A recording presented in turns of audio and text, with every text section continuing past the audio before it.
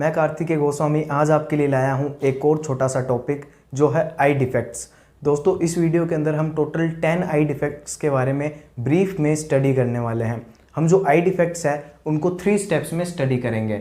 First, हम जो उस डिफेक्ट से जो डिसेबिलिटी कोज होती है हमारी विज़न में वो डिस्कस करेंगे। एंड सेकंड स्टेप में हम स्टडी करेंगे कि उस डिफेक्ट का कोज क्या है, वो कारण क्या है उस डिफेक्ट का। एंड थर्ड स्टेप में हम डिस्कस करेंगे उस डिफेक्ट का 2 डिफेक्ट्स है उनको हम कंपैरिजन करते हुए स्टडी करेंगे, क्योंकि इन दोनों के अंदर जो डिसेबिलिटीज कोज एंड जो ट्रीटमेंट होता है वो एकदम अपोजिट है एक दूसरे का। एंड हमें जनरली कंफ्यूजन रहता है, हमारे ये मिक्सअप हो जाती है दोनों डिफेक्ट्स। ठीक है, तो इनको कंपैरिजन करते हुए स्टडी करेंगे ताकि इनका जो कंफ्यूजन है वो क्लियर हो जाए। फर्स्ट है हाइपरमेट्रोपिया, जिसको हम फार साइटेडनेस कहते हैं। एंड सेकंड है मायोपिया, जिसको हम नियर साइटेडनेस कहते हैं। ठीक है, तो फार साइटेडनेस की जो डिसेबिलिटी है वो क्या है, इसके अंदर हमारी जो आई है वो फार बाय ऑब्जेक्ट्स को तो क्लियरली देख सकती है, बट जो नियर बाय ऑब्जेक्ट्स होते हैं, हमारी आई के पास में जो ऑब्जेक्ट्स पड़े हुए होते हैं, उनको हमारी आई क्लियरली नहीं देख पाती है। ठीक है, तो ये होता है हाइपरमेट्रोपिया की डिसेबिलिटी। इसके अंदर हमें जनरली ये कंफ्यूजन रहता है कि इसको हम फार साइटेडनेस कहते हैं, तो ये इसके अंदर हम फार बाय ऑब्जेक्ट्स नहीं देख पाते हैं, बट ऐसा नहीं है। ऐसा हम जब इसके कोज को पढ़ेंगे तब हमें पता चलेगा कि ये इसको फार साइटेडनेस क्यों कहते हैं। एंड जो सेकंड मायोपिया है, इसकी डिसेबिलिटी है, इसके अंदर हम जो फार बाय ऑब्जेक्ट्स हैं उनको क्लियरली नहीं देख सकती हमारी आई, बट जो नियर बाय ऑब्जेक्ट्स हैं उनको क्लियरली देख सकते हैं। ठीक है, एंड कोज क्या है, हाइपरमेट्रोपिया का फर्स्ट कोज है हमारी जो आई बॉल है उसकी साइज में कमी आ जाना। ठीक है, हमारी आई बॉल के साइज में कमी आ जाती है, तो उसकी वजह से जो हमारी कॉर्निया होती है, हम सबको पता है जो कॉर्निया है वो टोटल लाइट की 2/3 पार्ट को रिफ्लेक्ट करती है। तो जो कॉर्निया है उसका साइज भी थोड़ा छोटा हो जाएगा, तो जो लाइट है उसको वो थोड़ी सी कम बेंड करेगा। ठीक है, तो वो फिक्स एकदम रेटिना के ऊपर फोकस नहीं हो पाएगी। एंड जो सेकंड है, इसके अंदर फ्लैटनेस ऑफ लेंस भी हो सकती है, मतलब जो लेंस है उसकी कॉन्वेक्सनेस थोड़ी सी कम हो जाए। हमारा लेंस कॉन्वेक्स होता है तो हम सबको पता है, बट उसकी कॉन्वेक्सनेस थोड़ी सी कम हो जाए। तो अगर उसकी कॉन्वेक्सनेस कम हो जाएगी तो जहाँ पे नॉर्मली रेटिना के ऊपर लाइट फोकस होती थी उससे थोड़ी दूर होगी। ठीक है, इसीलिए इसको फार साइटेडनेस कहते हैं, क्योंकि इसके अंदर जो लाइट है वो रेटिना के दूर फोकस होती है, जो इमेज है वो रेटिना के बाद में बनती है। और मायोपिया के अंदर इसका एकदम उल्टा है, इसके अंदर फर्स्ट कोज है एनलार्जमेंट ऑफ आई बॉल, हमारी आई बॉल का एनलार्जमेंट। एंड सेकंड है थिकनेस ऑफ लेंस, मतलब उसकी कॉन्वेक्सनेस बढ़ जाती है। तो इसकी वजह से जो इसके अंदर भी जो कॉर्निया है वो एनलार्ज होगी, तो कॉर्निया थोड़ी सी ज़्यादा लाइट रिफ्लेक्ट करेगी। और दूसरा केस भी हो सकता है जिसके अंदर लेंस थिक हो जाए, तो इसके अंदर लेंस थोड़ी सी ज़्यादा रिफ्लेक्ट कर देगा, तो उसकी वजह से जो लाइट रे है वो रेटिना से पहले ही फोकस हो जाएगी। ठीक है, तो इसीलिए इसको नियर साइटेडनेस कहते हैं, क्योंकि ये रेटिना से पहले फोकस हो जाती है। तो ये इनके कोज हो गए। और अगर आपको इसके अंदर जो कंडीशन है उसको समझना है, विजुअलाइज करना है, तो जैसे कि ये एक आई है, ये हाइपरमेट्रोपिया की कंडीशन है। इसके अंदर जैसे कि ये लाइट रेज फोकस हुई, ठीक है, कॉर्निया के ऊपर, तो इसके अंदर कॉर्निया मतलब आई बॉल शॉर्ट हो या फिर लेंस थिन हो, थोड़ा सा कुछ भी, दोनों में से कुछ भी होगा तो हमारे हाइपरमेट्रोपिया की कंडीशन हो जाएगी। तो इसके अंदर जो यहाँ पे ये लाइट रेज आई के ऊपर एकदम फोकस हुई, इसके बाद में जो नॉर्मल लाइट रे है वो रेटिना के ऊपर फोकस हो जाती है, बट यहाँ पे जो कॉर्निया एंड जो लेंस है वो लाइट रे को थोड़ा सा कम रिफ्रैक्ट करेंगे, तो उसकी वजह से जो लाइट रे है वो रेटिना की थोड़ी सी पीछे जाके फोकस होगी, जिसकी वजह से जो इमेज है वो रेटिना के पीछे बन जाएगी, तो हमें क्लियरली नहीं दिखेगी वो। ठीक है, तो ये हाइपरमेट्रोपिया की कंडीशन है। एंड जो नेक्स्ट मायोपिया है, इसके अंदर क्या कंडीशन होती है, इसके अंदर जैसे कि ये एक आई है, इस आई के अंदर ये लाइट रेज फोकस हुई। ठीक है, तो यहाँ पे कॉर्निया, यहाँ पे भी कोई भी इन दोनों में से कोज हो सकता है। तो यहाँ पे लाइट रे फोकस हुई, तो जैसे कि ये लेंस है पहले थिन था, तो यहाँ पे ये थिक हो गया लेंस। ठीक है, तो यहाँ पे ये जो लाइट रे है ये रेटिना से पहले ही फोकस हो जाएगी, तो इसीलिए इसको नियर साइटेडनेस कहते हैं। हमें पता चल गया, और हमें जो नियर बाय ऑब्जेक्ट्स होंगे वो क्लियरली नहीं दिखेंगे। ठीक है, तो अब इनका ट्रीटमेंट क्या है, इनका ट्रीटमेंट हम देख लेते हैं। जो हाइपरमेट्रोपिया है इसके ट्रीटमेंट में हमें कॉन्वेक्स लेंस वियर करना पड़ता है स्पेक्टिकल्स में। ठीक है, जो कॉन्वेक्स लेंस है उसका यूज़ करना पड़ता है। ये जो कॉन्वेक्स लेंस हम जब हमारे स्पेक्टिकल्स में पहनते हैं, तो जितनी मतलब ये नंबर के हिसाब से पहनते हैं, इसके अंदर हमारा जो लेंस है कितना थिन हुआ है उसके हिसाब से कॉन्वेक्स लेंस जो हमारे स्पेक्टिकल्स के होते हैं वो मिलते हैं हमें, ठीक है। फिर जैसे कि एक आई के आगे ये कॉन्वेक्स लेंस रख दिया हमने, तो ये जो लाइट रे है ये एकदम रेटिना के ऊपर फोकस हो जाएगी, ठीक है। पहले हो जाएगी, बाद में हो रही थी। तो अब जो मायोपिया है इसके अंदर हमें कॉनकेव लेंस रखना है, इसका एकदम ऑपोजिट है। तो ये जो कॉनकेव लेंस है ये लाइट को डाइवर्स करता है, तो जो कॉन्वेक्सनेस जो बढ़ गई थी, जो पहले हो रही थी, तो ये थोड़ा सा लाइट को डाइवर्स कर देगा। इसकी वजह से जो लाइट है वो एकदम रेटिना के ऊपर फोकस हो जाएगी। थर्ड आई डिफेक्ट है प्रेसबायोपिया। इसकी डिसेबिलिटी है vision impairment in old age.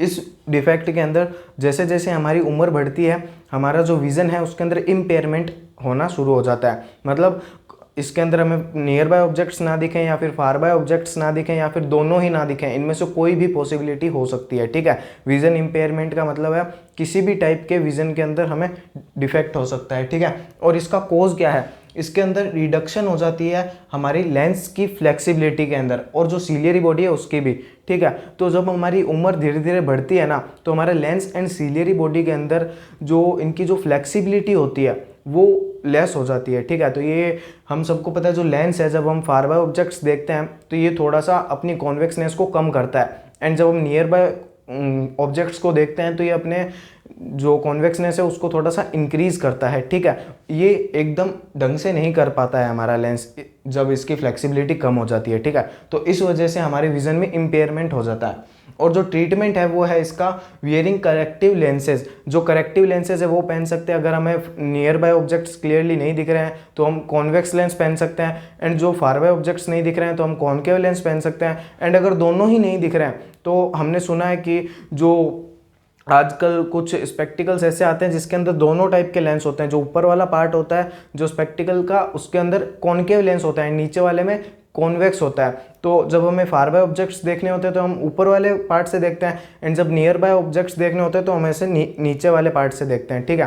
तो ये इसके अंदर करेक्टिव लेंस पहन सकते हैं, एंड सेकंड लेंस इम्प्लांट्स करवा सकते हैं।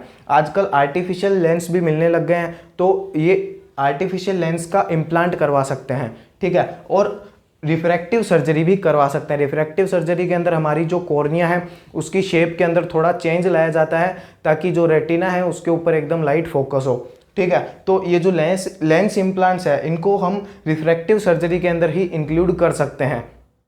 फोर्थ डिफेक्ट है एस्टिग्मेटिज्म। इसकी डिसेबिलिटी है इनकम्प्लीट एंड ब्लर्ड विजन। इस डिफेक्ट के अंदर हमें जो हमारा जो विज़न है वो इनकम्प्लीट दिखता है एंड ब्लर्ड दिखता है। इसका कॉज है curvature of cornea is changed. जो हमारी कॉर्निया की कर्वेचर है उसके अंदर चेंज आ जाता है। अब हमें ये कन्फ्यूज़न नहीं होना चाहिए कि जो हाइपरमेट्रोपिया एंड जो मायोपिया है उसके अंदर भी तो कॉर्निया के अंदर चेंज की वजह से हमें वो कॉज होते हैं। उसके अंदर कॉर्निया के साइज़ में चेंज होता है आई बॉल के साथ में, ठीक है। बट इसके अंदर जो कॉर्निया है उसकी कर्वेचर के अंदर चेंज आ रहा है, जिसकी वजह से जो लाइट रेज है वो मैक्यूला ल्यूटिया के ऊपर फोकस नहीं हो पाएगी। मैक्यूला ल्यूटिया हम सबको पता है हमारी रेटिना का वो स्पॉट है जहाँ पे जो एकदम क्लियर विजन है वो बनता है, ठीक है। तो मैक्यूला ल्यूटिया पे नहीं होके कहीं और होती है रेटिना पे, ठीक है। रेटिना के ऊपर ही होती है इसमें light focus, but macula lutea पे नहीं होती। और इसका जो ट्रीटमेंट है उसके अंदर हम सिलेंड्रिकल लेंसेज वियर कर सकते हैं, ठीक है, जो कि हमारी कॉर्निया की कर्वेचर को थोड़ा सा जो चेंज हुआ है कर्वेचर के अंदर उसको इम्प्रूव कर देगा। फिफ्थ डिफेक्ट है नाइट ब्लाइंडनेस। इसके अंदर जो डिसेबिलिटी है वो है unable to see in dim light और नाइट। इस डिफेक्ट के अंदर हम जो डिम लाइट एंड नाइट के अंदर नहीं देख पाते हैं, और इसका कॉज है due to deficiency of vitamin A. Vitamin A की डेफिशिएंसी की वजह से हमें नाइट ब्लाइंडनेस कोज होती है। और हमें पता है जो रोडोप्सिन है, जिसकी जो हमारी रेटिना के अंदर फोटो पिगमेंट सेल्स के अंदर एक पिगमेंट होता है जो हमें नाइट व्यू देखने में मदद करता है, मतलब नाइट के अंदर जो विज़न है वो देखने में मदद करता है। वो विटामिन ए के डेरिवेटिव और ऑप्सिन नाम के एक प्रोटीन से मिलकर बना होता है। तो विटामिन ए की डेफिशिएंसी से जो रोडोप्सिन है उसका सिंथेसिस कम हो जाता है, तो हम जो नाइट में है वो देख नहीं पाते हैं हमारा विज़न, ठीक है। तो ट्रीटमेंट है may be cured by corrective lenses. आजकल नाइट ब्लाइंडनेस को भी क्योर करने के लिए करेक्टिव लेंसेज आने लगे हैं, इनको हम ज़्यादा डिटेल में नहीं पढ़ेंगे। सिक्स्थ डिफेक्ट है जीरोप्थेल्मिया। इसकी डिसेबिलिटी है poor vision at night and leads to complete blindness. इस डिफेक्ट के अंदर नाइट ब्लाइंडनेस जैसे ही केस होता है, हमें नाइट को पूर विजन होता है नाइट में, ठीक है, और ये कंप्लीट ब्लाइंडनेस को भी लीड कर सकता है अगर हम इसका ट्रीटमेंट टाइम पे ना करें तो, ठीक है। इसका कोज है डिस्ट्रक्टिव ड्राइनेस ऑफ कंजक्टाइवा। हमारी जो कंजक्टाइवा है, जो कि कॉर्निया के ऊपर थिन मेम्ब्रेनस लेयर होती है, उसकी ड्राइनेस, ठीक है, due to dietary vitamin A, मतलब डाइटरी विटामिन ए मतलब जो हम डाइट के थ्रू विटामिन ए लेते हैं, और इसके अंदर ट्रीटमेंट है वो है ट्रीटिंग दी डेफिशिएंसी। अगर हम इसको टाइम पे ट्रीटमेंट कर दें तो विटामिन ए की डेफिशिएंसी अगर पूरा कर दें टाइम पे तो ये ठीक हो सकती है, नहीं तो अगर ये ब्लाइंडनेस हो गई इसकी वजह से तो फिर ये ठीक नहीं हो सकती। 7th डिफेक्ट है ट्रेकोमा। इसकी डिसएबिलिटी है ब्लाइंडनेस और विजुअल इम्पेयरमेंट। इस जो विजुअल इम्पेयरमेंट है इसको हम इसके सिम्टम्स में इंक्लूड कर सकते हैं, क्योंकि ब्लाइंडनेस कोज होने से पहले हमें विजुअल इम्पेयरमेंट होता है इस डिफेक्ट के अंदर, और इसका जो कोज है वो है due to a microbe chlamydia trachomatis, ठीक है। तो इस डिफेक्ट का जो नाम है वो ट्रेकोमेटिस से लिया गया है, ठीक है। इसका जो जिस माइक्रोबैक्टीरिया से ये कोज होती है उसी से लिया गया है, ठीक है। और इसका जो ट्रीटमेंट है, अगर हम अर्ली स्टेज के अंदर हमें पता चल जाए कि ये डिफेक्ट हमें कोज हुआ है तो हम एंटीबायोटिक से इसको सही कर सकते हैं, नहीं तो इसकी सर्जरी करवानी पड़ती है। 8th डिफेक्ट है ग्लूकोमा। इसकी डिसएबिलिटी है ब्लाइंडनेस। इसका कोज है nerve connecting eye to brain is damaged due to high pressure. हमारी जो ऑप्टिक नर्व है जो कि हमारी आई को ब्रेन से कनेक्ट करती है वो हाई प्रेशर की वजह से डैमेज्ड हो जाती है इस डिफेक्ट में। जो हाई प्रेशर है उसका रीज़न क्या है? जो हाई प्रेशर है उसका रीज़न है due to blocking of canal of Schlemm. जो कैनाल ऑफ श्लेम है उसकी ब्लॉकिंग हो जाती है। हमने कैनाल ऑफ श्लेम को स्ट्रक्चर वाले वीडियो में स्टडी किया था, अगर आपको याद नहीं आ रहा है तो आप ये छोटी सी क्लिप देख सकते हैं। कॉर्निया एंड स्क्लेरा का जंक्शन है ना, उसको हम लिम्बस कहते हैं, और उस लिम्बस के ऊपर एक कैनाल प्रेजेंट होती है जिसको हम कहते हैं कैनाल ऑफ श्लेम। और इसका क्या फंक्शन होता है दोस्तों? ये जो एक्वस ह्यूमर है ना, इसका मेंटेनेंस करती है कैनाल ऑफ श्लेम, ठीक है। मतलब जब एक्वस ह्यूमर पुराना हो जाता है तो ये कैनाल ऑफ श्लेम उसको बाहर ब्लड के अंदर छोड़ देती है। इस क्लिप को देखने के बाद आपको कैनाल ऑफ श्लेम के बारे में पता चल गया होगा। जो एक्वस ह्यूमर है वो वेन्स में वापस नहीं जा पाता है कैनाल ऑफ श्लेम की ब्लॉकिंग की वजह से, मतलब जो इम्प्योर ब्लड है उसके अंदर वापस नहीं जा पाता है, तो उसका मेंटेनेंस नहीं हो पाता है एक्वस ह्यूमर का, ठीक है। तो as a result pressure increase, जो प्रेशर है वो इंक्रीज हो जाता है, और जैसे जैसे प्रेशर इंक्रीज होता है, जब प्रेशर बहुत ज़्यादा हाई हो जाता है तो उसकी वजह से हमारी जो ऑप्टिक नर्व है वो डैमेज हो जाती है।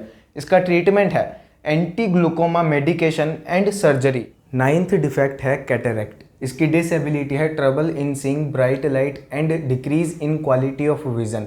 इसके अंदर हमें जो ब्राइट लाइट है उसको देखने में प्रॉब्लम होती है, एंड जो हमारा विजन है उसकी क्वालिटी कम हो जाती है। इसका कोज है lens become solid and opaque. हमारा जो लेंस है वो सॉलिड बन जाता है और ओपेक बन जाता है, वो उसका सॉलिडिफिकेशन हो जाता है, ठीक है। तो जो लाइट है वो एकदम क्लियरली रिफ्लेक्ट नहीं कर पाता है, तो जो हमारा जो विज़न है उसके अंदर हमें ब्राइट लाइट देखने में थोड़ी प्रॉब्लम होती है, एंड जो विज़न की क्वालिटी है वो कम हो जाती है। इसका ट्रीटमेंट है defective lens is replaced by a new lens. इसके अंदर जो डिफेक्टिव लेंस है वो न्यू लेंस से रिप्लेस्ड हो जाता है। 10th और लास्ट आई डिफेक्ट है स्ट्रैबिस्मस। इसकी डिसेबिलिटी है eyeball incline toward one side of orbit. हमारी जो आईबॉल है वो हमारी जो ऑर्बिट की कोई एक साइड की तरफ इंक्लाइन हो जाती है, जैसे कि इस इमेज में आप देख सकते हैं। इसका कोज है ड्यू टू लूजनिंग और contraction of the I muscle. हमारी जो आई मसल्स है, जो कि हमने आई के स्ट्रक्चर वाली वीडियो में पढ़ी थी, जो कि ये है, ये इन आई मसल्स में से कोई भी आई मसल लूज या कॉन्ट्रैक्ट होती है तो हमारी जो आई बॉल है वो इंक्लाइन हो जाती है हमारी ऑर्बिट की कोई एक साइड की तरफ। जो आई मसल लूज होगी उसकी अपोजिट डायरेक्शन में हमारी आई बॉल इंक्लाइन होगी, और जो कॉन्ट्रैक्ट होगी उस डायरेक्शन में हमारी आई बॉल इंक्लाइन होगी, ठीक है। तो इसका जो ट्रीटमेंट है वो है पर्टिकुलर मसल में बी क्योर्ड बाय ऑपरेशन। जो पर्टिकुलर मसल लूज या टाइट हुई है उसको हम ऑपरेशन से सही कर सकते हैं। मुझे उम्मीद है ये वीडियो देखने के बाद आपका ये जो टॉपिक है आई डिफेक्ट्स, ये क्लियर हो गया होगा। अगर आपको आई के स्ट्रक्चर को समझना है तो आप ये वाली वीडियो देख सकते हैं, और अगर आपको आई की फंक्शनिंग समझनी है तो आप ये वाली वीडियो देख सकते हैं। Thank you.